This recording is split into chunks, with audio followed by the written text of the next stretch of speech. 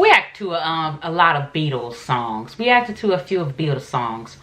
Hello you guys, welcome back to my channel. My name is Zine. Today we're going to explore more of the Beatles. Okay, so we're going to get to a song reaction, and then we're going to get to the Paul McCartney reflects on his feud with Yoko. I know I had a lot of comments about Yoko and the Beatles and things like that. So this is interesting. Let's jump into it. Let's get our reactions, our opinions.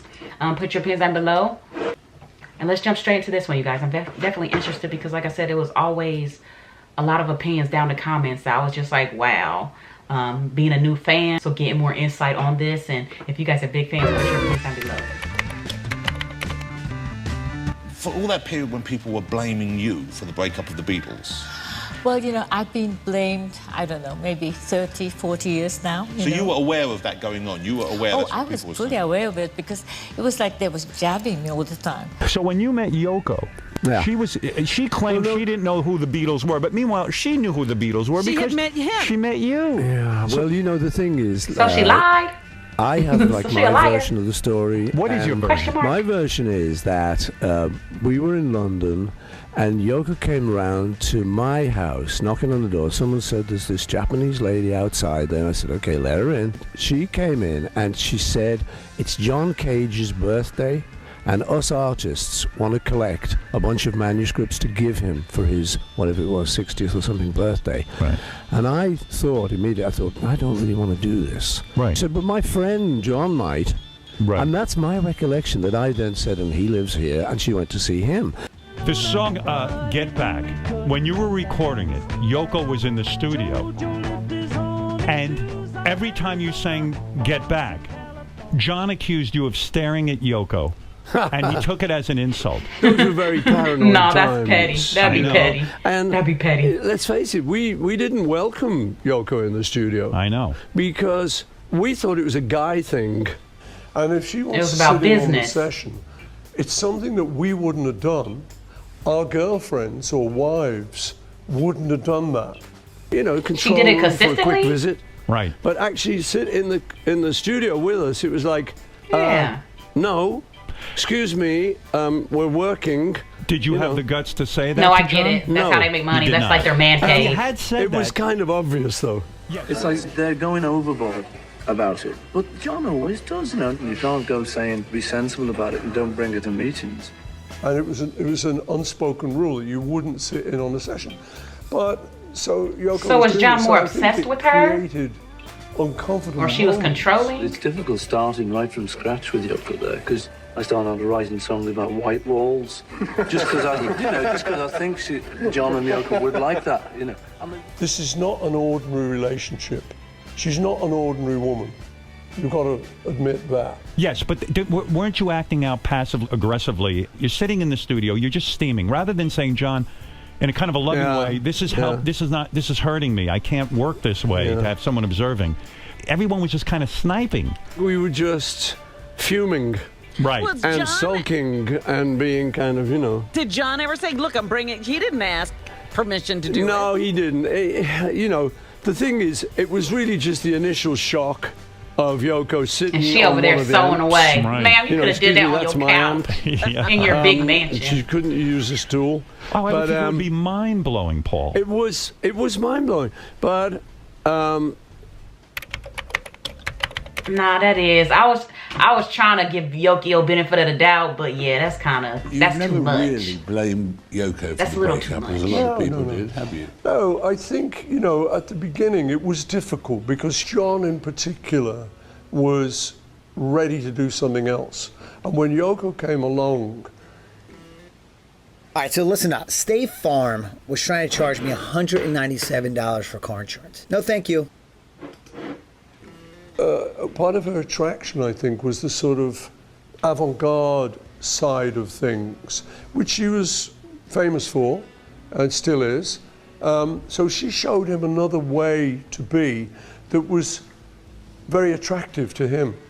And I could see that, you know, she's just sort of said, well, no, look. Okay, so it wasn't always her. He how about wanted her to this? be Don't around. you like this? Are you just a rock and roller? And John loved strong women. Yes. His mother had been a strong woman. His auntie who brought him up had been a strong woman. And bless her, but his first wife wasn't. She'd once said to me, you know, all I want is a sort of a guy who wants a pipe and slippers. Right. Come Stay home and do that. And I thought, whoa, that's not John. You got the wrong guy. And so John had met up with Yoko, and so I think it was time for John certainly to leave. My feeling was he had to clear the decks too. Yeah. Because if he used to work with Yoko, he couldn't have these sort of Beatle-like appendages. Yeah. Coming around with him. Because he had to give his life to Yoko. Yeah. This was the nature of the relationship, I think. Nature of her demand? Yikes. No. And it's only a yikes because of life he's living. People get that wrong, you know. John was hopelessly in love with Yoko, you know. See, but their point is that unless that's what he wants. They're trying to be as near together as they can. They want to stay together, those two. So it's all right, let the young lovers stay together. But it's not that bad, you know. We got a lot out of Beatles. So that I think John's saying now, obviously it came to a push between Yoko and the Beatles. It's Yoko, you know. But she certainly didn't break the group up. The group was breaking up, and I think she attracted John so much to another way of life. I think we would have all continued the Beatles, but Yoko came along. She was just a ticking time bomb that went off. He needed a big change in his life, and he got it. But they've been drifting away. He came to live in New York. I felt that too. Threw over all his English contacts and everything, and you know, you can't blame him. That's what he wants to do in his life. So we had to kind of fade into the background to allow them to have their relationship. What are we going to do, ringing him up? Hey, John, you know, hey, come and see me. Leave Yoko. You know, I mean, that obviously never going to happen. But did you think it? Like, yeah, John never. They did not want to share John at all, like whatsoever. Other than you, right? John was tugged. Yoko, okay, but other than Yoko, you were the only. I think, yeah, possibly. Yeah. I'm not sure if that's true. It's near enough true. Besides Yoko, I think I was the only other person who wrote. Yeah. Eventually, you even came to say that you feel Yoko was instrumental in John's solo career because the inspiration for Imagine and all of that, you feel came from Yoko, that was his muse, so to speak. That he then went on to do very successfully and had a sort of second part to his career, writing things like Imagine and doing Give Peace a Chance. I don't think he would have done that without Yoko. She was taking him in a completely new direction. Right. Sort of avant-garde, all stuff we'd liked, all stuff we'd admired in other people, but suddenly he had a ride on this bus.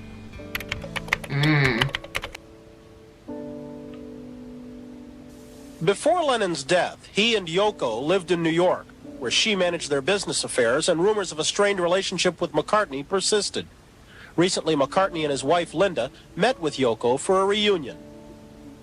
Should not everyone have been surprised? I mean, are you... That's what everyone seems to think. Yoko and I are sort of at war, you know. I think it's based on events of the last kind of 10 years. No, during the last year or so, we've had a better relationship than we've ever had, probably. Yeah. We just find we're suddenly able to talk to each other. It's weird. That's the only part that makes me sad about this because, like, obviously, John was happy with her, or he would have been left her. He even, like he said, started his own solo career after it, and she still was there, like, through everything.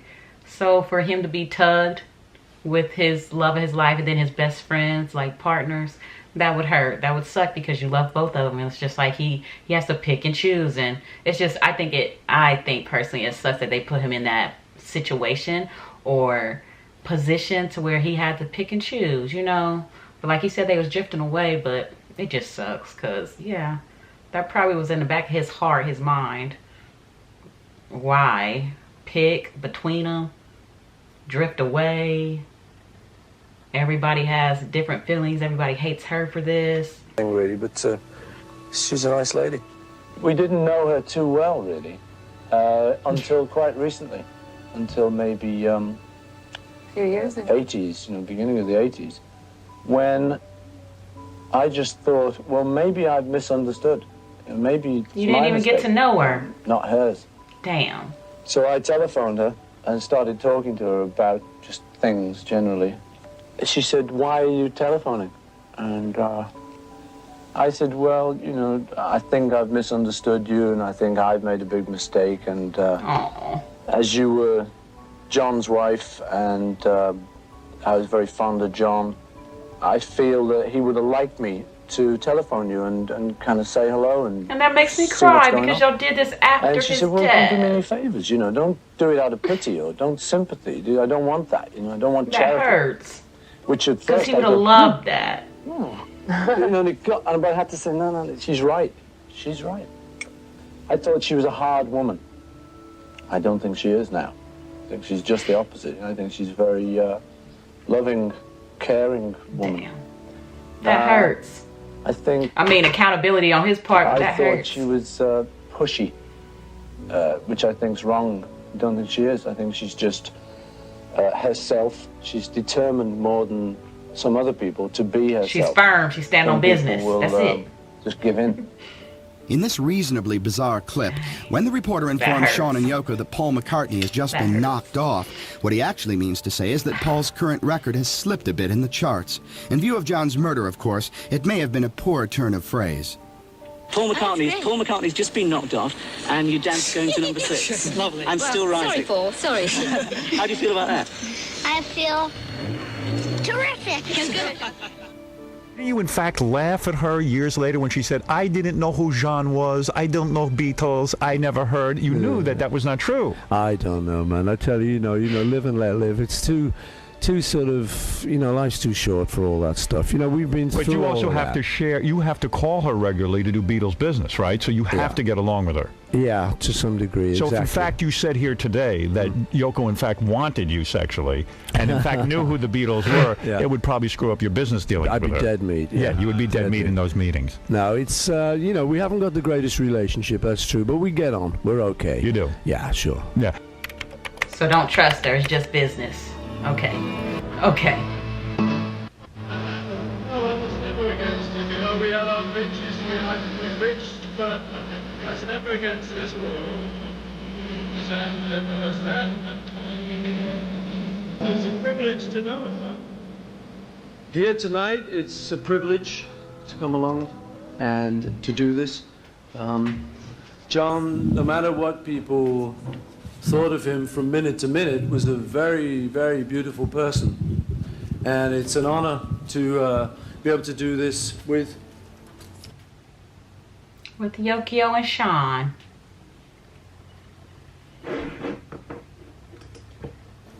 Yoko and Sean. May I say this, that I really think it's grand that he's come here, and I'm very happy about that, and I think that Joe would have been very pleased. Later on, we suddenly sort of thought, you know what, John's in love with this girl. If he wants to bring her in the studio, we've got to cope with that. And we learned to cope with it. And, you know, I now feel that he had the right to do that.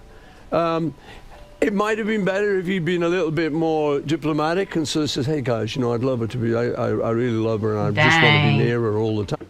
And, you know, you've just got to respect that. So we did, and I do. Paul McCartney came out and cleared the air a little bit and said, look, you know, for those people That who was very sweet of him to do that. I'm sure that, you know, she got tons of letters saying, how dare you say that? I mean, you know, because they like the idea of us being in a boxing ring, you know, sort of. You know, and you were the easy target, I guess. No, this was kind of hard to watch. Like I said, we listened to a few of their songs, being a new fan of theirs, but we didn't know no background of it. I seen comments and that was literally it. So being more interested in this and paying more attention to it, I feel like both sides was just being petty. And like they both said, it was all on communication. We should have let him do this, but at the same time, he should have communicated better. It was selfish to all of a sudden have a girlfriend and she's there every day in the studio. And we do this every day to make money. Like, we have to focus. Like, I think that is petty. You shouldn't be that controlling as a boyfriend or a girlfriend. You should have time alone and separation. Like, I don't know. That's just me, though. And people and everybody are different. There are some couples, like, they work together. And then they go home together. And they like that.